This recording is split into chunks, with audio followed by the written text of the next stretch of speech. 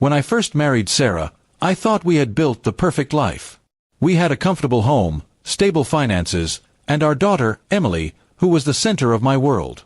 But somewhere along the way, things changed. Sarah grew distant, and Emily, who had always been sweet and caring, started acting cold. I told myself it was just stress or the natural growing pains of life, but I had no idea that both of them were secretly plotting something that would shake my world to its core. It started with subtle hints.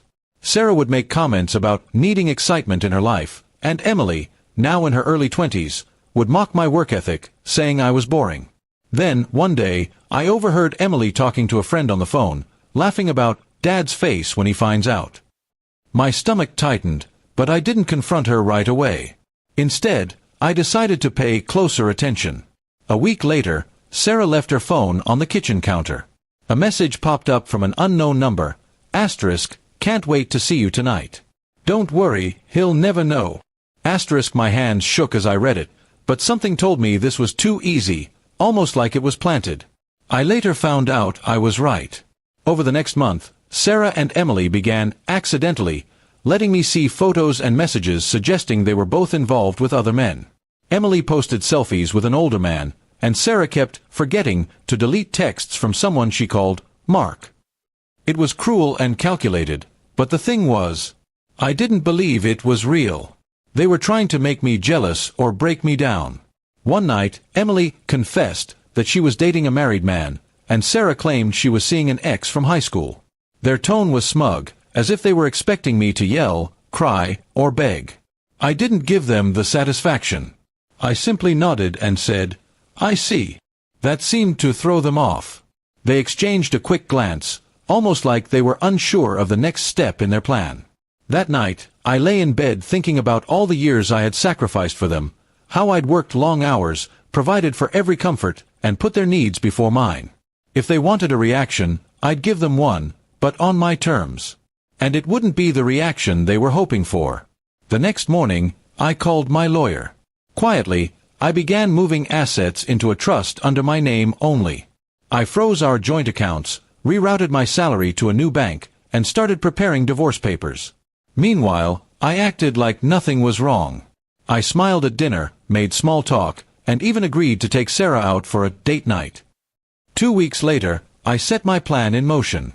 I invited my brother, my parents, and a few close friends over for a casual gathering.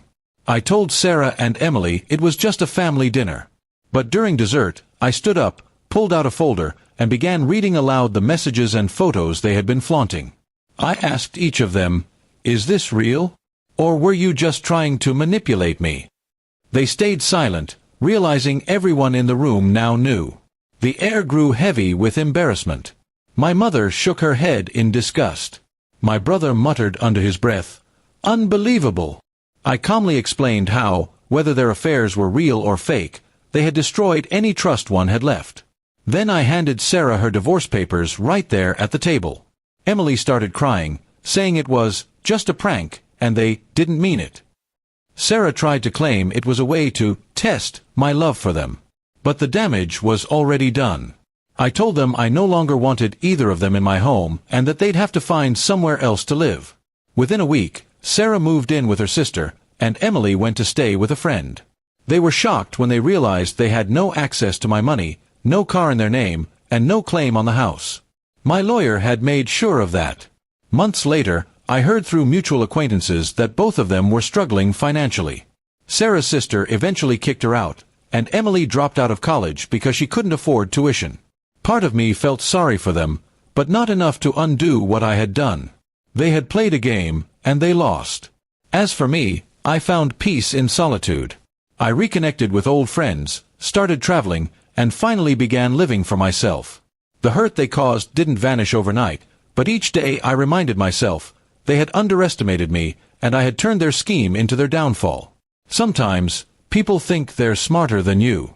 They think they can toy with your emotions and control the narrative. But if you stay calm, observe, and strike at the right moment, you can walk away with everything, while they're left with nothing.